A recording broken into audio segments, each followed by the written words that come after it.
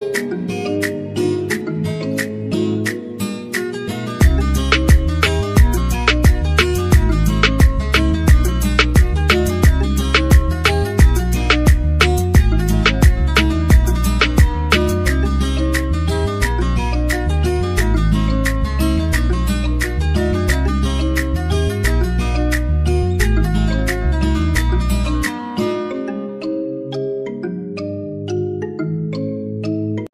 Welcome to Astro Console. আজকের বিষয় হচ্ছে বৃশ্চিক রাশি মেষ লগ্ন, তার বর্ষফল বিচার করব।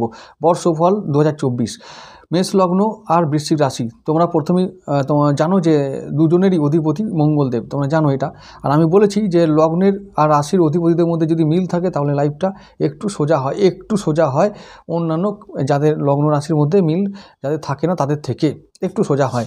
তো লগ্ন আর রাশি এরা দুজনের অধিপতি, একজনের অগ্নি আর একজনের জল। তো লগ্নের অধিপতি মঙ্গলদেব হলেও কী হবে, কিন্তু নেচারের মধ্যে একটা পার্থক্য থাকে। একজন আর মানে লগ্নটা বলবে আমি অগ্নিকারক আর রাশি বলবে আমি জলকারক। তো এইটুকুই, মানে উপাদান ভিত্তিক একটা টাসেল থাকে, দ্বন্দ্ব থাকে, তাছাড়া কিন্তু বড় কিছু সমস্যা এতে থাকে না। সমস্যা তো থাকবেই, সেটা আমি আলোচনা করছি। এই বছরটা বৃশ্চিক রাশির জন্য শশ মহারাজযোগ তৈরি করবে, মেষ রাশির জন্য খুব একটা খারাপ নয় কিন্তু মেষ রাশি মেষ লগ্নের জন্য। তাহলে মেষ লগ্ন প্রথমে বলি যে একাদশভাবে কিন্তু শনি থাকছে, একাদশ মানে লাভের প্রতি লাভের ঘরে আছে। তো আবার দ্বিতীয় গুরুদেব থাকবেন ধনস্থানে, তাই এই বছরটা কিন্তু আমাদের জন্য খুব লাকি একটা বছর। বৃশ্চিক রাশি হবার জন্য তো শশ মহারাজযোগ হচ্ছেই, এরপরে মেষ লগ্নের জন্য কিন্তু 2024 খুব ভালো সময়, খুব ভালো একটা বছর, লাকি বছর। তার কারণ আছে, তার কারণগুলো আমি বলছি, তো সেগুলো আস্তে আস্তে আলোচনা করলে বুঝতে পারবে। আমি বড় গ্রহগুলো নিয়ে বলে দিই, বড় গ্রহগুলোর অবস্থান বলে দিই। প্রথমে বলে রাখি যে বড় গ্রহ মানে গুরুদেব, শনিদেব, রাহু ও কেতু। তাহলে যদি মেষ লগ্ন হয় তাহলে কি হবে, লগ্নের দ্বিতীয় ভাবটা কোনটা, বৃষ রাশি। বৃষ রাশিতে কিছুদিন পর গুরুদেব যাবেন, এখন তো লগ্নেই আছেন, তো সব দিক থেকে মঙ্গল হচ্ছে। এখন একটা কথা বলি, জন্মছকে তোমরা আবার শুনবে যে কই মঙ্গল হচ্ছে, এইসব কথার উত্তর দেওয়ার আমার ভিডিওতে সময় নেই আর উপায়ও নেই। তো মঙ্গল যার হবার তার হবে, মঙ্গলময় ঈশ্বর যার জন্য মঙ্গল করার কথা ভেবে রেখেছেন তার হবেই, আর যার কথা ভেবে রাখেননি তার হবে না, এটা নিয়ম।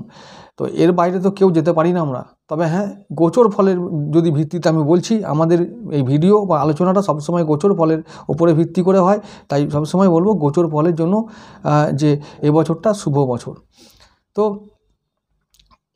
গুরুদেব এখন লগ্নে আছে, স্বাভাবিকভাবে শাস্ত্র বলে যে মঙ্গল হবার কথা, মঙ্গল বা কল্যাণ হবার কথা সব কিছু ক্ষেত্রে। এরপরে গুরুদেব এর কিছুদিন পরে এপ্রিল মাস থেকে যাবেন তিনি বৃষ রাশিতে, ধনভাবে যাবেন। তখন তিনি ধনভাবে গিয়ে ধনভাবটাকে উন্নত করবে। কীরকম, অর্থাৎ অর্থকারক গ্রহ অর্থভাবের যাবেন, অর্থভাব মানে বা ধনভাবে যাবেন মানে তোমাদের ধনভাব, আর ওটা কালপুরুষের ধনভাব। তো কী হবে, অর্থের কারক গ্রহ যাচ্ছেন ওদিকে, নবমপতি দ্বিতীয়ভাবে যাচ্ছেন। তাহলে ধনসম্পদে বৃদ্ধি ঘটবে, ভাগ্যে উন্নতি ঘটবে, অনিবার্যভাবে হবে, এটা ব্যাপার। যদি মনে হয় হচ্ছে না, খুব তাড়াতাড়ি দেরি না করে তৎক্ষণাৎ চলে যাও জ্যোতিষীর কাছে। কেন হচ্ছে না জানতে হবে। গোচর ফল বলছে ভালো হবে, কিন্তু আমার যদি ভালো না হয় কেন হচ্ছে না জানতে হবে, এই হলো ব্যাপার। আচ্ছা, রাহু থাকবে দ্বাদশ রাহু দারুণ ফল দেয়, বিদেশ থেকে টাকা আনে। দ্বাদশ রাহু উটপটাং রোজগার দেয়, খুব ভালো রোজগার দেয়, বিদেশ ভ্রমণ করায়, বিদেশে ঘোরাবে, বিদেশ থেকে টাকা ইনকাম করাবে, দারুণ ভালো জিনিস, দারুণ ভালো। দ্বাদশে রাহু, এই যে দুস্থানে যদি কোনো এরকম উটপটাং মানে রাহুর মতন গ্রহ থাকে, খুব ভালো ফল দেয়, ইনকাম করাবে, উটপটাং রোজগার করাবে। ঠিক আছে, দ্বাদশ ভাবটা তোমাদের দ্বাদশ দোষ লাগবেই না। গুরুদেবের ঘর মীন রাশিতেই রাহু আছে। কেউ বিদ্যা লাভের জন্য বিদেশ যেতে পারে, ওখান থেকে গিয়ে উন্নতি করতে পারে, এটা হলো রাহুর জন্য বললাম। এবারে শনিদেব একাদশে আছেন, একাদশভাবে একাদশপতি আছেন, তার মানে ইনকামভাবে বৃদ্ধি ঘটবেই, আয় উন্নতিতে অনেক অনেক সমৃদ্ধি হবে, আয় উন্নতিতে গতি বাড়বে। পঞ্চমভাবে থাকবেন, ষষ্ঠভাবে থাকবেন কেতুদেব। ষষ্ঠে কেতু থাকলে শুধু একটাই সমস্যা, গুপ্ত শত্রু গুপ্তভাবে মানে একটা সমালোচনা বা পীড়া থাকবে, কিন্তু তারা তোমাদের কিছু করতে পারবে না, কারণ কেতু তোমাদের মিত্র গ্রহ এবং কেতু তোমাদের হয়ে কাজ করে, সে শত্রুকে দমন করে রাখবে, দমিয়ে রাখবে, এটা মনে রাখো। তাই শত্রু পীড়া থেকে তোমরা মুক্ত থাকবে, রোগ জ্বালা থেকে মুক্ত থাকবে, কারণ ষষ্ঠ ভাবটা রোগের ঘর। আর যদি জন্মছকে কখনো ষষ্ঠ ভাব পীড়িত থাকে তাহলে কিন্তু বলবো যে এই বছর এই কেতু থাকাকালীন অবস্থায় যদি কখনো কোনো ক্রনিক ডিসিজ থাকে, কারোর অনেক দিন ধরে চলে থাকা ডিসিজ থাকে বা রোগ থাকে, তাহলে কিন্তু তোমরা সেগুলোর ইগনোর না করে তোমরা সবসময় ডাক্তার দেখাবে এবং সময়ে চিকিৎসা করাবে, না হলে কিন্তু রোগ ধরা পড়বে না, এটাও হয়, ষষ্ঠে কেতু এগুলো দেয়। আচ্ছা, এবারে আসছি ওই যে ধার শোধ করতে পারবে কি না। ষষ্ঠে কেতু ওই যে জায়গাটা ঋণ শোধ করার জায়গা, তো দ্বাদশে রাহু, তো আবার ষষ্ঠে কেতু থাকছে, তাহলে কি হবে, ধার শোধ করতে পারবে, কিছু ইনকাম হবে। তো এই ইনকামগুলো এমনই হবে যে তোমরা পারবে, সক্ষম হবে ওই ধার শোধ করতে, ডেফিনেটলি। এই বছরটা এমনই একটা বছর, ধনভাবে গুরুদেবের অবস্থান তোমাদের ভাগ্য বদলাতে সাহায্য করবে, এটা আমি বলে রাখলাম, তোমরা মিলিয়ে নেবে পরে। এটা হলো 1 নম্বর। তারপরে হচ্ছে যে এই 4টে গ্রহ মানে বড় গ্রহগুলোর কথা বলে রাখলাম। তারপরে আমি যে বলবো যে বৃশ্চিক রাশির জন্য আমি আগেই বলেছি যে শশ মহারাজযোগ শনিদেব তৈরি করবেন কেন্দ্র স্থানে, অর্থাৎ সপ্তমভাবে যদি গুরুদেব আছেন তো একদম ডেফিনেটলি ভালো ফল হবে। গুরুদেবের একটা সপ্তম দৃষ্টি, শুভ ও পূর্ণ দৃষ্টি থাকবে তোমাদের বৃশ্চিক রাশির ওপরে, তাহলে আবার ভয় কি। মেষ লগ্ন বৃশ্চিক রাশি, দারুণ বছর তোমরা কাটাবে, এই কথাটা মনে রেখো, এই কথাটাকে নোট করে রাখো, দারুণ বছর একটা কাটাবে, খুব শুভ একটা বছর কাটাবে, এই কথাটাকে মনে রেখো, ব্যাস। ম্যাক্সিমাম লোকের 95% লোক ভালো ফল পাবে এই বছরে। এবারে আসছি আমি 1 নম্বর ভাব থেকে 12 নম্বর ভাব পর্যন্ত বিচার করে দিই ছোট্ট করে সংক্ষেপে। লগ্নপতি মঙ্গল তিনি যখন কিছুদিন পরেই উচ্চস্থ অবস্থায় থাকবে শনির ঘরে গিয়ে, কিছুদিন পরেই, তো ওইখান থেকে তোমাদের ঊর্ধ্ব গতি শুরু হবে। সারা বছরে মঙ্গলদেব মাঝে যখন ওই সেপ্টেম্বরের দিকে যে একটু বা অক্টোবর বা ওই আগস্ট সেপ্টেম্বরের দিকে একটু নিচস্থ হবেন, তারপরে মঙ্গলদেব শুভ ফল দেবে, স্বাস্থ্যে উন্নতি, সমস্ত দিক থেকে তিনি মঙ্গলদেব এবার রক্ষা করবেন তোমাদেরকে। রাহুর সঙ্গে যখন এপ্রিল মাসে সহাবস্থান করবেন, মানে তখন অঙ্গার দোষ তৈরি করবেন, সেই সময় ঠান্ডা গরমের যে রোগ সেই বা মাথা ঠান্ডা রেখো, রাগ ক্রোধ যেন না বেশি হয় সেটার দিকে লক্ষ্য রেখো, বাকি কোনো ভয় নেই, সারা বছর ভালো থাকারই সম্ভাবনা বেশি। ঠান্ডা গরমের সমস্যাগুলো একটু দেখো, আর গাড়ি সাবধানে চালাবে, লাল গাড়ি হলে ভালো হয়, কিন্তু লাল গাড়ি হলে সাবধানে চালাবে, সেই সময় ক্রোধকে সংবরণ করবে। তো দ্বিতীয়পতি শুক্রদেব তোমাদের শত্রু, কিন্তু শত্রু হলেও কী হবে, যেহেতু গুরুদেব ওখানে বসে আছেন, দেখছেন, নজর রাখছেন শুক্রদেব কী করেন, তাই শুক্রদেবকে নিয়ে এবার চিন্তা কিছু নেই, ধনভাবে উন্নতি হবে, শুভ ফল দেবে, তাই শুক্র ভালো ফল দেবে, শুভ ফল। তৃতীয়পতি বুধদেব তিনি রাহুর সঙ্গে যখন যাবেন তখন একটু আত্মীয় স্বজনকে নিয়ে বা পাড়া প্রতিবেশীকে নিয়ে একটু বাদ বিবাদ হতে পারে, তাদেরকে নিয়ে মাঝে মাঝে কারো যদি তৃতীয় ভাব খুব ড্যামেজ থাকে তাহলে কিন্তু কোর্টে যেতে হতে পারে। চতুর্থপতি চন্দ্রদেব তোমাদের মিত্র গ্রহ, তাই তোমাদের চতুর্থভাবে মানসিক শান্তি, পারিবারিক শান্তি বজায় থাকবে, কোনো অসুবিধা নেই।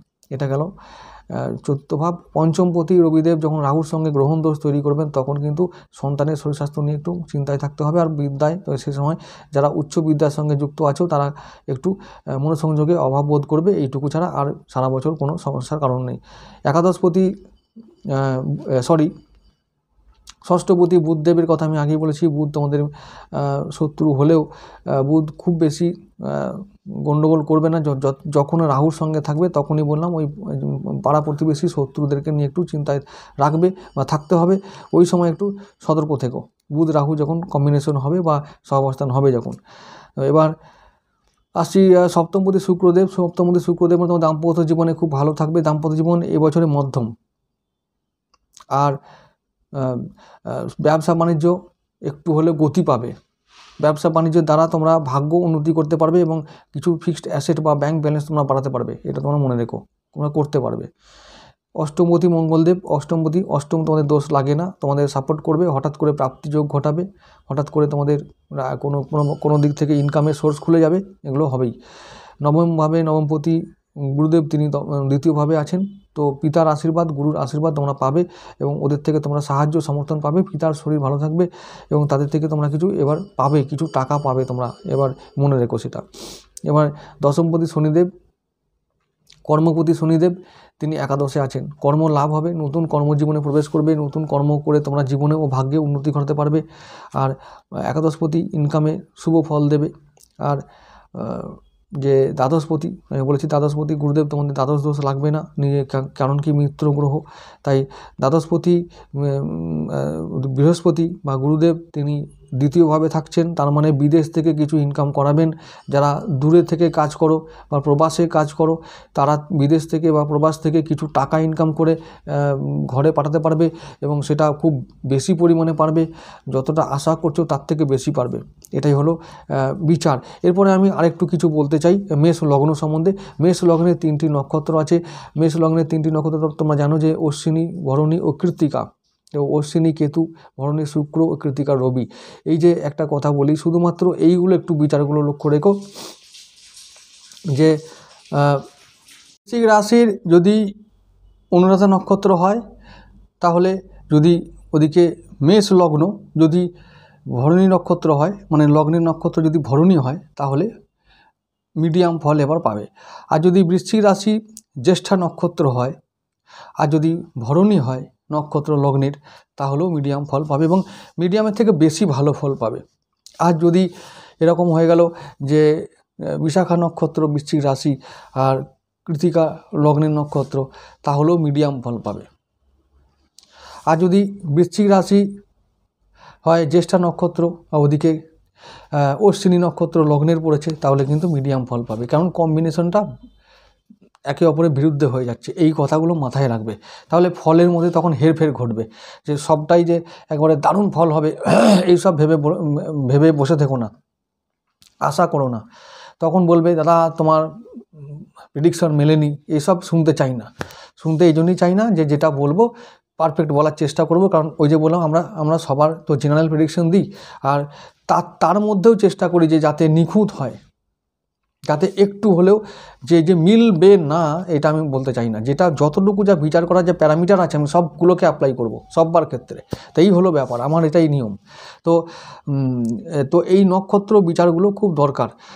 তো তবু চেষ্টা করছি, যদি বৃশ্চিক রাশি জন্য এবারে যে নক্ষত্রগুলো আছে তারা সসময় রাজযোগের জন্য তোমাদের হেল্প করবে, এটা তো নিশ্চিত। মেষ লগ্নের জন্য এবছর শনি একাদশে থেকে এবং গুরুদেব ধনভাবে থেকে হেল্প করবে, এটাও নিশ্চিত। মাঝখান থেকে তার মানে তোমরা শুভ ফল পাওয়ার কথা একটা তৈরি হয়ে আছে। এখন যদি নক্ষত্রের যদি হেরফের হয়, তখন দেখা যাবে ফলে হেরফের হচ্ছে, ব্যাপারটা এইটুকু, আর কিছু নয়। তার মানে স্ট্রাগলগুলো যদি বাড়বে, মানে কর্মে বাধা আসবে, যে মানে অন্যদের ক্ষেত্রে হয়তো একটু বাধা এলো, তোমাদের ক্ষেত্রে আর একটু এলো, তো এই আর একটুটাকে তোমাদেরকে ম্যানেজ করে নিতে হবে। এই হলো ব্যাপার, এইগুলোকে বুঝতে হবে। তো এগুলো তো জন্মগতভাবে তোমরা করে নিয়ে এসেছো, তো এর ফল তো ভুগতেই হবে, এর কিছু করার নেই। এবার আমি বলবো যে বৃশ্চিক রাশির জন্য আরেকটা কথা, যে তোমাদের যে প্রতিকার তোমরা গ্রহণ করো বৃশ্চিক রাশি আর মেষ লগ্নের জন্য, সেই প্রতিকারগুলো তোমরা অনেকেই দেখেছি যে অনেকের ভুল হয়। তো ভুল করলে হবে না, সেই প্রতিকারটা সঠিকভাবে নিতে হবে। উপাদান ভিত্তিক যে সমস্যাগুলো আছে, একটা জল একটা আগুন, এই যে আগুন আর জলের মধ্যে নেচারের মধ্যে পার্থক্য থাকে। আমাদের লগ্ন হচ্ছে দেহ, সেটা তার মধ্যে অগ্নিতত্ত্বে ভরা, অগ্নিতত্ত্বের প্রাধান্য বেশি হয় মেষ লগ্ন হলে। আবার মনটা হবে জলতত্ত্বে ভরা। মন জলতত্ত্বে মানে কীরকম, ওই যে জল ইমোশন, মানে বদ্ধ জলাশয়ের মতন যে ইমোশনটাকে আমরা ভরে রাখি, এই হলো আমার মন। আর অগ্নিতত্ত্বের দেহ ভরা হলে কী হবে, একটুতে রেগে যাওয়ার অভ্যাস থাকে, আমি রাগটাকে কন্ট্রোল করতে পারছি না, আর কিছু বলতেও পারছি না, এই ধরনের যে ছটফটানি ব্যাপারগুলো থাকে, বা এই ধরনের ব্যাপারগুলো থাকে যে মানসিক আর শারীরিক সমস্যার মধ্যে, মানে টাসল যে দ্বন্দ্ব, এইগুলো তোমাদের মধ্যে বেশি থাকে। তার ফলে তোমাদের যে সমস্যাটা হয়, সিদ্ধান্তে ভুল হয়। বুধ তোমাদের তৃতীয় পতি হওয়ার জন্য সমস্ত সিদ্ধান্তে ভুল করিয়ে দেয়, ওই শত্রু তৈরি করে, গুপ্ত শত্রু তৈরি করে তোমাদের ব্যবহারের জন্য, তোমাদের রাগের জন্য, তোমাদের কথার জন্য। এই হয়ে তোমাদের সমস্যা, এইগুলো তোমরা ম্যানেজ করবে, তাহলে দেখবে অনেক ক্ষেত্রে সাফল্য এবার তোমাদের এই বছরের জন্য ওয়েট করছে।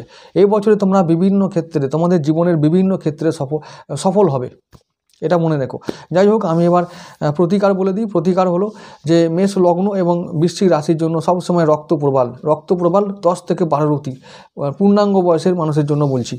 আর পূর্ণাঙ্গ বয়স এবং ওজন যদি খুব মোটামুটি স্ট্যান্ডার্ড ওয়েট হয় তো, না হলে এক্সপার্টের পরামর্শ নেবে। আর এবার বলছি যে পোখরাজ, অবশ্যই এবারে খুব স্ট্যান্ডার্ড মানের পোখরাজ তোমরা ধারণ করবে, সেটাও 6-7 রতি। এবার আসছি চুনির কথা, রবিদেবের কথায়। চুনি তোমাদের অবশ্যই পালনীয় মানে ধারণ করতেই হবে, কারণ রবিদেব এবারে রাহুর সঙ্গে গোচর করবেন, গ্রহণ দোষ তৈরি করবেন দ্বাদশভাবে। তো এক্ষেত্রে অনেক কিছু ঘটতে পারে, পিতার মৃত্যু হতে পারে, পিতার শরীর স্বাস্থ্যে অবনতি হতে পারে, তোমাদের নিজের হার্টের ক্ষতি হতে পারে। এইগুলো নিয়ে সাবধান থেকো, অর্থাৎ খাওয়া দাওয়া চেক করে চলবে। আর কি যেটা বললাম, লাস্টে আছে মুক্তটাকে তোমরা সবসময় ব্যবহার নাও করতে পারো, ক্ষেত্র বিশেষে বিচার করিয়ে মুক্ত ধারণ করবে। তবে মুক্ত ধারণ করলে খুব ভালোই হবে, ক্ষতি হবে না। মুক্ত সবসময় একটু বেশি পরিমাণ, তোমাদের যেহেতু চন্দ্র একেবারে নিজস্ব থাকে, তাই 10 রতি 8 রতি হলে খুব ভালো হয়। আর রুদ্রাক্ষ সবসময় একমুখী রুদ্রাক্ষ পড়বে। আর একমুখী রুদ্রাক্ষ শক্তির রুদ্রাক্ষ, এটা আমি মনে করি, তাই জন্য আমি সবাইকে একমুখী রুদ্রাক্ষ পড়তে বলি। তো যাই হোক, এই হলো রুদ্রাক্ষ। মেষ লগ্নের জন্য, মেষ রাশির জন্য যা বীজমন্ত্র আছে বৃশ্চিক রাশির জন্য, সেগুলোই মেষ লগ্নের জন্য প্রযোজ্য। তো হ্যাঁ, তোমাদের জন্য বজরংবলী, অবশ্যই হনুমান চালিসা পাঠ করা, তার মন্দিরে যাওয়া, তার সিঁদুর কপালে পড়া, এগুলো ভীষণ বড় একটা কাজ দেয়, মানে ভীষণ বড় মানে উপায়, যেগুলো বাধা দূর করে। কপালে তিলক থাকা যে কত বড় উপকারী জিনিস, এটা যারা বোঝে তারাই মাত্র বোঝে। যাই হোক, নাম সবথেকে বড় কথা, এটা আজ্ঞাচক্র, এই আজ্ঞাচক্রে ভগবানের পায়ের সিঁদুর থাকবে, মানে সব কিছু মান সম্মান বাড়াবে, নাম যশ হবে। এটা তোমরা সবসময় করবে, দেখবে ফল পাবে। যাই হোক বন্ধুরা, এইটুকু থাক।